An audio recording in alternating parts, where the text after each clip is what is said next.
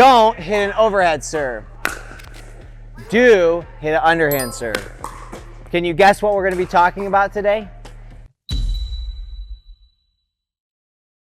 Are you a tennis player out there? Well, this video is for you. Even if you're not a tennis player, you might be making these same mistakes, but we're going to talk about what tennis players should and shouldn't do, and there's 7 of them. Let's get right into it. All right, let's talk about do's and don'ts. That first one for tennis players is making sure that you don't hit backspin volleys. So this is how tennis players were taught to volley.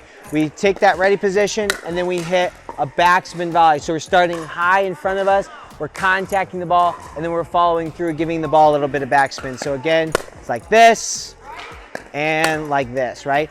This is gonna float the ball a little bit more. It's not gonna give as much aggression. So make sure what we're doing instead is we do hit topspin volleys instead. So the reason we wanna hit topspin volleys is to keep the ball low and we can be more aggressive. We could also get away with it because we're dealing with a paddle. In tennis, we're dealing with a 27-inch racket. You can't manipulate that and hit topspin volleys with as long and heavy as it is. But with a paddle, you can most definitely do that. So right in position, and I'm snapping over that ball like this, and even on the forehand side, I'm able to snap over it and get that aggressive volley going and keeping it down in the court. So if tennis players could use a topspin volleys effectively, they would, but it's just too heavy with the racket. So make sure as pickleball players with a paddle, we are using that topspin volley when we can and we're not hitting backspin. All right, we're gonna talk about the second do and don't of tennis players. Now, when we're returning serve, what I find tennis players like to do is rip their return. The reason we don't want to do this is because we are not going to be established at the kitchen line by the time they're hitting the third ball. If we're in the transition zone, by the time they're hitting the third ball, they're able to hit it to our feet more easily. So what that looks like is this. So I hit this and I rip my return and I'm coming in, and then I'm in this transition zone when I'm hitting that fourth ball, which makes me less effective and less aggressive on the fourth ball. So what I want to do instead to give me more time is I'm going to hit that return a little bit higher, a little bit deeper, and not so fast so I have time to move into the kitchen. So what it's going to look like is this. So I'm going to get a little bit higher, a little bit deeper. That was kind of a bad one. But even though it was short, it was still slower, so I was able to get in. This is a better one. Here we go. So I'm going to get that paddle out in front. I'm going to hit high and deep. There it is. Ready? And then when she's hitting that third ball, I'm established at the kitchen. Even if she were to hit hard, I'm still ready to go, be able to hit an aggressive volley. So if you're hitting a hard return, it can be effective when it comes to maybe making them make a mistake, but we can't rely on that. We need to make sure that we're trying to win the point, most likely at the kitchen. We're playing players that we have to assume are gonna make that third ball back. So we need to make sure that we're giving ourselves time to get to the kitchen and then winning it at the kitchen versus trying to win it off of some miraculous return of serve. All right, so our next do and don't, we're back at that kitchen line and we're talking about making sure that we don't step forward into our volleys or into anything at the kitchen. So how tennis players are taught with the volley is we step forward into it, right? And then we step across our body. So as we volley, we step into our shot. And that's basically what you should be doing if the entire court was free to step into on any shot, right? But because of the kitchen rules, we need to make sure we're not stepping into our shots, that we're keeping a open stance, keeping our feet still, butt out, and then we're just volleying with keeping our body still, our lower body still, our upper body hitting the volley. What we also do is we step into our dinks as well. So when we get a dink, okay, I step across my body as a tennis player and I do that. I see this a ton. I see the pivot and we turn and we step in like this versus keeping our body lateral and open stance, going here and here when we're dinking. So I'm open stance and I'm making sure that my body is square and I'm not turning my body off the ball at all when I'm receiving, because if I do that, then they're able to hit behind me. There's a lot more close quarters, so we always want to make sure our body is forward and square and we're moving our feet to what we need to do, not to a maximum, right? We're not moving it a ton. So don't step into the ball. Make sure that we're staying back behind that kitchen, keeping our feet still. All right, so this next do and don't is a huge one, and I see this mistake all the time with generally tennis players, but this happens with even me sometimes, and even players that have not played tennis, is they drive a short ball almost every time in that transition area.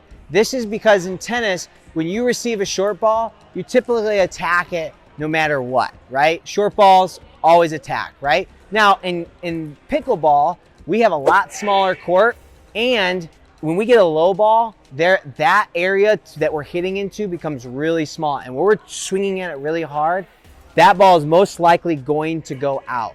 So what we don't want to do is attack every short ball.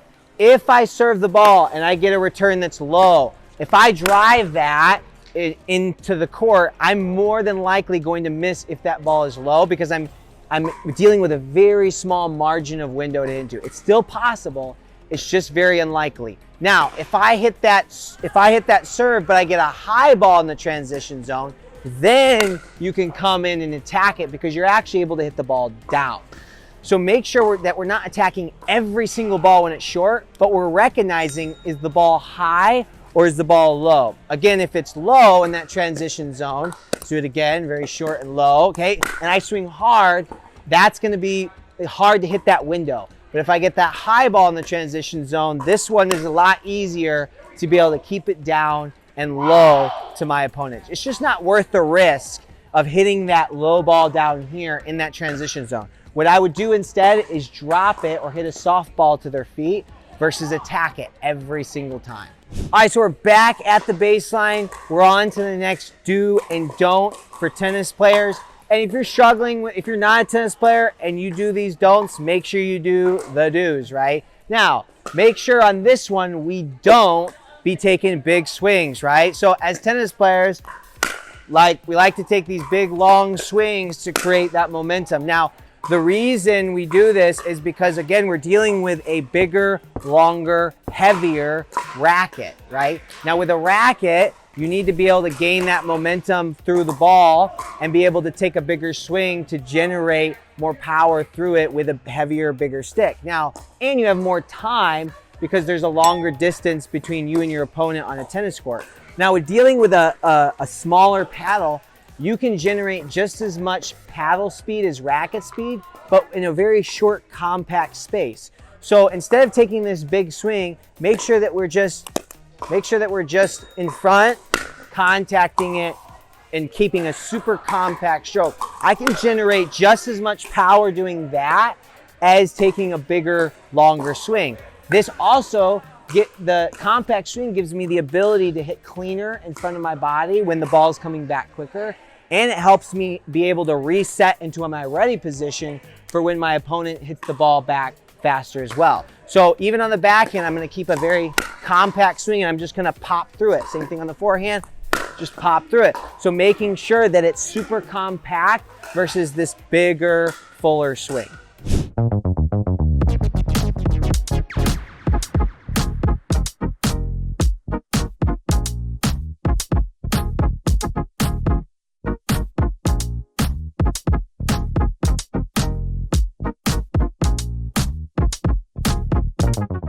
All right, so before we get into that next tip, we want you to make sure that you smash the like button and subscribe so that you don't miss out on any of the videos that come up next. All right, Alina is gonna help me out with this next do and don't for tennis players. This one more specifically relates to singles than doubles, but it can still apply to doubles.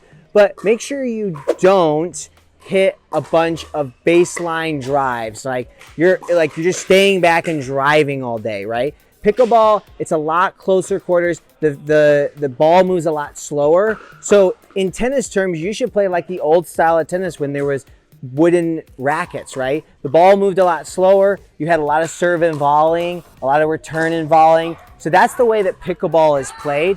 Don't stay back in the baseline and just drive all day. It can be beneficial, like you can win against a lot of lower level players because they can't handle your drives. But as soon as you play against someone that can volley really well, it's not gonna go as well for you, okay? Especially in singles. So in singles, the goal is still to get to the net and be effective there. When it comes to driving, it's still important in singles because you want to hit passing shots, but make sure that you're not just standing back and driving the whole time. Drives are important, but we want to make our way to that kitchen line eventually, okay? All right, so this last one is only a do for tennis players. It's not a don't because they do this really well. And I would say if you're not a tennis player out there, watch a tennis player do this and take notes because this is one of the things they do super well, and that is the overhead smash. So I would say to tennis players out there, keep that exactly the same. The only thing I would say is, again, follow the don't step in, especially when you're in the kitchen.